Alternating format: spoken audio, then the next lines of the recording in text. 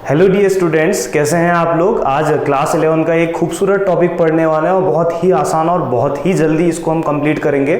इससे पहले आगे बढ़े आप लोगों को बता दूं कि जो बोर्ड में जो जितनी सारी चीज़ें लिखी है, एक से एक काम की चीज़ें बट टेढ़ी मेढ़ी लिखी हुई है, इसलिए क्योंकि ये स्लिप करती है मार्कर वाइट बोर्ड में। खैर उसमें मत जाना, मेन जो चीज़ आप सीखने वाले हो उसकी बात करते हैं, ठीक है। बहुत कीमती चीज़ है और आज हम लोग पढ़ने वाले हैं सिस्टम ऑफ यूनिट, ठीक है ना।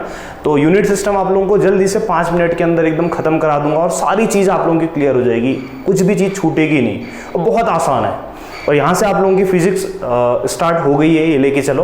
तो बहुत ज़्यादा आसान आज हम लोग पढ़ने वाले हैं सिस्टम ऑफ यूनिट। तो बेसिकली यूनिट की अगर हम बात करते हैं, यूनिट मतलब क्या होता है बेसिकली, जैसे सपोज दैट मैंने पूछा भैया तेरा नाम क्या है, उसने बोला मेरा नाम गौरव है। अब मैं गौरव से कैसे आइडेंटिफाई करूंगा उस इंसान को, है ना। तो मैं बोलूँगा कि हाँ तेरी कास्ट क्या है, तो बोलेगा गौरव जोशी हूँ। मैं बोलूँगा अच्छा गौरव जोशी। अब मैं बोलूँगा कि ठीक है गौरव जोशी नाम के 2-3 बच्चे हैं। अब मैं बोलूँगा तेरे पेरेंट्स का नाम क्या है, वो बोलेगा ये जो भी बोला उसने, चलो अलाना फलाना जो भी बोल दिया, तो उसने बोला मेरे पेरेंट्स का नाम ये है। तो हाँ मैं वहाँ से आइडेंटिफाई करूँगा कि हाँ इसके पेरेंट्स ये। मैं बोलूँगा किधर रहता है, वो बोलेगा उधर। तो मैं उसका पूरा का पूरा क्या है आइडेंटिफाई कर लूँगा, है ना। इसलिए हमारा नाम होता है, हमारा कोई पर्टिकुलर एड्रेस होता है। ऐसे यूनिट मतलब क्या है कि जो किसी फिजिकल क्वांटिटी को रिप्रेजेंट करे उसको यूनिट बोलते हैं। तो बेसिकली जो यूनिट है ये 2 तरीके की होती है। पहली होती है फंडामेंटल यूनिट, दूसरी होती है डिराइव्ड यूनिट। फंडामेंटल यूनिट मतलब, फंडामेंटल मतलब होता है बेसिक, जो किसी चीज़ से डिराइव नहीं होगी, ठीक है। तो फंडामेंटल यूनिट मतलब कह सकते हो कि वो बेसिक यूनिट जिसको हम डिराइव नहीं कर सकते हैं, वो होती है fundamental unit. Like length, length किसी चीज़ से मिलके बना है क्या, नहीं ना। लेंथ को दूसरी यूनिट में तोड़ सकते हैं, नहीं। मास, टाइम, तो ये 3 बेसिक फंडामेंटल यूनिट्स हैं, ठीक है। बाद में तो और भी ज़्यादा फंडामेंटल यूनिट्स मिली, फिलहाल क्लियर हो गया ना। फंडामेंटल और बेसिक यूनिट मतलब सबसे छोटी यूनिट, ठीक है, जिसको हम डिराइव नहीं कर सकते हैं। और यूनिट की हेल्प से हम किसी भी फिजिकल लॉ को डिराइव कर सकते हैं। जैसे न्यूटन का लॉ ऑफ ग्रेविटेशन पढ़ाया था मैंने प्रीवियस लेक्चर में, आप लोग जाके देख सकते हैं। F=G(m1m2/r²)। तो ये सारी की सारी जो चीज़ें हैं ये क्या है, यूनिट्स तो है ना।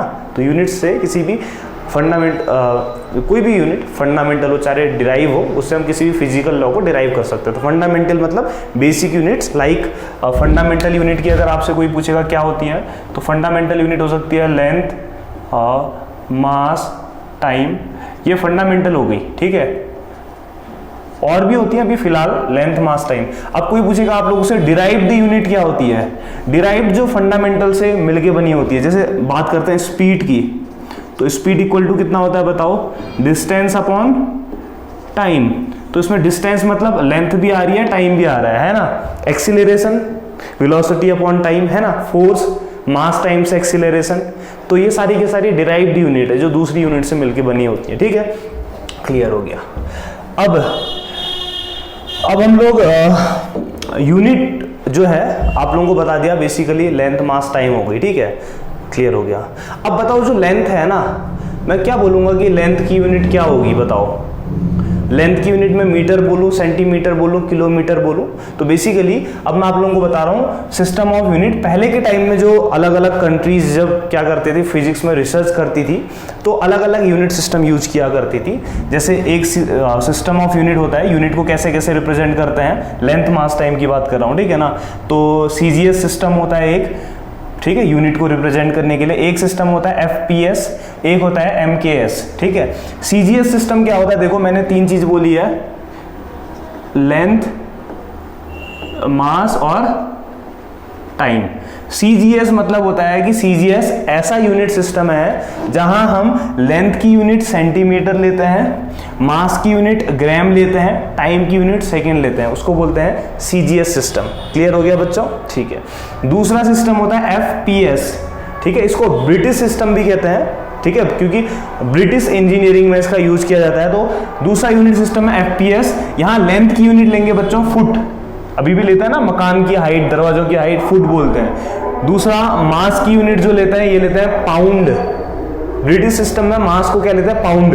बेकरी जाते हैं आप लोग केक लेने, आप बोलते हो कि मेरे को केक चाहिए 1 पाउंड 2 पाउंड, ठीक है, तो आप लोगों को 1 पाउंड का केक दे देता है। आप बड़े खुश होते हो, यार मैं तो 1 पाउंड का केक लाया हूँ 300 रुपए का। आपको पता है 1 पाउंड ½ kg से, आधा किलो से भी कम होता है, 450 के आसपास, 450 ग्राम के आसपास होता है 1 पाउंड। आधे किलो से भी कम है वो आपको 300-400, बहुत चालू है बेकरी वाले। देखो आप लोगों को केक दे रहे हैं पाउंड में ताकि आप लोग गजबजी जाओ खैर, तो हाँ एफपीएस सिस्टम है, ब्रिटिश इंजीनियरिंग सिस्टम है। लेंथ की यूनिट होती है फुट, मास की यूनिट होती है पाउंड, टाइम की यूनिट होती है सेकेंड। देखो इसमें भी सेकेंड है, इसमें भी सेकेंड है, टाइम की यूनिट कॉमन है। लेकिन जो एफपीएस सिस्टम है इसको बेसिकली ज़्यादा यूज नहीं किया जाता है, ठीक है ना, ध्यान रखना। तीसरा यूनिट सिस्टम होता है फ्रेंच यूनिट सिस्टम, ठीक है, फ्रेंच आती है किसी को? हाँ, तो एमकेएस सिस्टम होता है। तो फ्रेंच यूनिट सिस्टम क्या है आपका? एमकेएस। एमकेएस में बताओ, लेंथ की यूनिट मीटर, मास की यूनिट किलोग्राम और टाइम की यूनिट क्या होती है? सेकेंड, ठीक है ना। हाँ, अब एक खास बात बता रहा हूँ, किसी को बताना मत, जो सीजीएस और एमकेएस सिस्टम है बच्चों, इनको मीट्रिक सिस्टम, सीजीएस और एमकेएस उसमें गया ही नहीं हो भी, हाँ, सीजीएस और एमकेएस सिस्टम को मीट्रिक सिस्टम और डेसिमल सिस्टम भी कहते हैं। अब आप लोग बोलोगे इन दोनों सिस्टम को मीट्रिक, सीजीएस और एमकेएस ये तो ज़्यादा यूज होती नहीं है, इसको मीट्रिक और डेसिमल सिस्टम क्यों बोलते हैं? क्योंकि यहाँ आपका जो आंसर है, सपोज दैट आपका आंसर आ गया 150, तो आंसर को 150 नहीं लिखोगे, आंसर को लिखोगे 1.50, 2 नंबर पहले लगाया ना पॉइंट, इंटू 10⁻²। तो मीट्रिक सिस्टम और डेसिमल सिस्टम क्या होता है? ऐसा सिस्टम जहां पे हम लोग, चलो 156 आ गया तो 1.56 इंटू 10⁻², जहां आंसर को हम 10 टू दी पावर में लिखते हैं, इसको बोलते हैं मीट्रिक और डेसिमल सिस्टम। तो सीजीएस और एमकेएस में कभी भी अपना आंसर आप लोग क्या करोगे? 10 की पावर में लिखोगे, ठीक है ना बच्चों, इसलिए इसको मीट्रिक और डेसिमल सिस्टम कहते हैं। अब बच्चों हुआ क्या, देखो अलग अलग कंट्री वाले, कुछ कंट्री वाले सीजीएस सिस्टम यूज करने लगे, कुछ कंट्री वाले एमकेएस सिस्टम यूज करने लगे और कुछ कंट्री वाले एफपीएस सिस्टम यूज करने लगे। तो बाद में बहुत ज्यादा कंफ्यूजन हुआ बच्चों, ठीक है ना, क्योंकि हमें पता है ना fundamental unit length mass time होती है, और उसके बाद पता है आने वाले टाइम में बहुत सारी फंडामेंटल यूनिट और मिली, जैसे इलेक्ट्रिक करंट हो गया, टेम्परेचर हो गया, है ना। तो ये सारी की सारी अभी तो 7 फंडामेंटल यूनिट्स है वो बाद में मिली थी, अभी बताऊंगा। तो मैंने बोला कि सीजीएस और एमकेएस सिस्टम अलग अलग कंट्री, कोई कंट्री वाले सीजीएस, कोई कंट्री वाले एमकेएस, कोई कंट्री वाले एफपीएस सिस्टम यूज करने लगे, तो लोगों में कंफ्यूजन होने लगा और बाद में नई नई फंडामेंटल यूनिट और मिली लेंथ मास टाइम के अलावा। तो फिर क्या हुआ, लोगों ने बोला कि एक हम क्या करते हैं, एक अपनी सोसाइटी बनाते हैं, सारे कंट्री वाले जो भी जितने भी जानकार लोग थे उन्होंने बोला अपनी एक सोसाइटी बनाते हैं और वहां पर को हम वेट एंड मेजरमेंट का पूरा इसके बारे में डिस्कशन करेंगे, ठीक है ना। और उन्होंने बोला कि ये जो यूनिट सिस्टम आप लोग सीजीएस ले रहे हो, एमकेएस ले रहे हो, एफपीएस ले रहे हो, ऐसा नहीं करोगे, इनको कंबाइन कर लेते हैं सीजीएस एमकेएस और एक नया यूनिट सिस्टम बोलते हैं। उस नए यूनिट सिस्टम को उन्होंने बोला सिस्टम ऑफ इंटरनेशनल, क्या बोला उन्होंने? सिस्टम ऑफ इंटरनेशनल, ठीक है ना। तो इसलिए इसको बोला इंटरनेशनल सिस्टम ऑफ यूनिट। और ये कब कहां से चीज आई, ये कॉन्सेप्ट कहां से आया? General conference of weight and measurement, ठीक है ना। तो सारे कंट्री वाले मिलके जानकार लोग गए, जनरल कॉन्फ्रेंस की उन्होंने वेट एंड मेजरमेंट से रिलेटेड 1960 में, ठीक है ना। तो तब उन्होंने बोला कि एक नया यूनिट सिस्टम बनाते हैं, वैसे है कुछ नहीं, ये ऐसा यूनिट सिस्टम भी अपने आप में मीट्रिक या डेसिमल सिस्टम ही है, ठीक है ना। तो फिर वहां जानकार लोग बैठे तो उन्होंने बोला कि चलो लेंथ मास टाइम तो ठीक है, 3 फंडामेंटल यूनिट है, इसके अलावा भी बहुत सारी फंडामेंटल यूनिट और है। तो टोटल हमें पता चला उस मीटिंग के दौरान 7 फंडामेंटल यूनिट्स होती हैं। क्या क्या होती है बच्चों? सुनो, लेंथ हो गया, मास हो गया, टाइम हो गया, ऐसी टेम्परेचर भी फंडामेंटल यूनिट है, इलेक्ट्रिक करंट भी फंडामेंटल यूनिट है, ल्यूमिनस इंटेंसिटी बेसिकली क्या होता है? अमाउंट ऑफ लाइट, ठीक है, किसी भी सरफेस पे पड़ने वाले फोटॉन्स का नंबर, ठीक है। ल्यूमिनस इंटेंसिटी ये भी फंडामेंटल यूनिट है और क्वांटिटी ऑफ मैटर ये भी फंडामेंटल यूनिट है। तो हमें पता चला 7 फंडामेंटल यूनिट्स हैं, ठीक है ना। तो हमने बोला अब इनकी यूनिट क्या है, तो लेंथ की यूनिट मीटर ली, मास की किलोग्राम ली, टाइम की सेकेंड, टेम्परेचर की केल्विन ली, ठीक है, इलेक्ट्रिक करंट की हमने ली एम्पियर, ठीक है बच्चों, इलेक्ट्रिक करंट की एम्पियर, और ल्यूमिनस इंटेंसिटी की हमने ली कैंडिला, CANDELA, और क्वांटिटी ऑफ मैटर की ली मोल, ठीक है ना। अब दिखाएंगे किससे रिप्रेजेंट करेंगे? तो बच्चों आप लोगों को मैं बता रहा हूं, किसी भी ये जो फंडामेंटल क्वांटिटी है इनकी यूनिट को स्मॉल लेटर से रिप्रेजेंट करते हैं।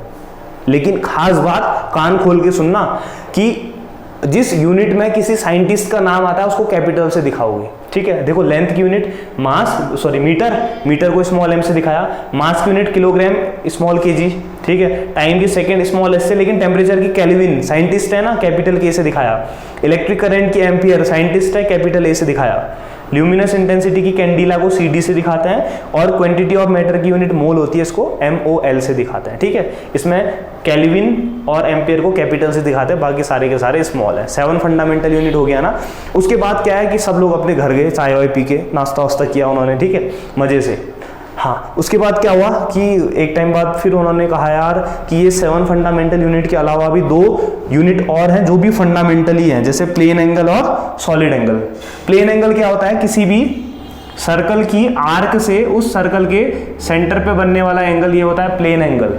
सर्कल मतलब चूड़ी है ना, उससे उसके सेंटर पे बनने वाला एंगल हो गया प्लेन एंगल। सॉलिड एंगल क्या होता है, किसी स्फीयर से, स्फीयर मतलब गोला, ठीक है, जैसे फुटबॉल, तो किसी स्फीयर के छोटे से हिस्से से, ब्लैक एंड व्हाइट वाली फुटबॉल है, ठीक है, उसके सेंटर पे बनने वाला एंगल को बोलते हैं सॉलिड एंगल। इसे ओमेगा से दिखाते हैं बच्चों, किससे दिखाते हैं, ओमेगा, ऐसे होता है। ठीक है, ये सॉलिड एंगल होता है। तो ये भी 2 फंडामेंटल यूनिट है, बाद में इनके बारे में थोड़ा डिटेल में बताऊंगा। ठीक है, तो प्लेन एंगल की यूनिट होती है रेडियन बच्चों, सॉलिड एंगल की होती है स्टेरेडियन। तो रेडियन को RAD से दिखाते हैं, स्टेरेडियन को SRE। सप्लीमेंट्री मतलब बाद में ऐड करी इनको, इसलिए सप्लीमेंट्री बोलते हैं। आया समझ में? तो इतना कुछ मैंने आप लोगों को बताया। हाँ, अब कभी कभी पूछता है कि जो हमने बेसिक फंडामेंटल क्वांटिटी पढ़ी, जैसे मीटर पढ़ी, तो बोलता है कि 1 मीटर की डेफिनेशन बताओ, किलोग्राम की डेफिनेशन बताओ, 1 किलोग्राम की, 1 सेकेंड की, 1 केल्विन की। तो इनकी डेफिनेशन आप लोग NCERT बुक से पढ़ सकते हैं। ठीक है, वो बुक में आप लोगों को इन सब की डेफिनेशन मिल जाएगी और डिट्टो जो लिखी है वो ही याद करनी है।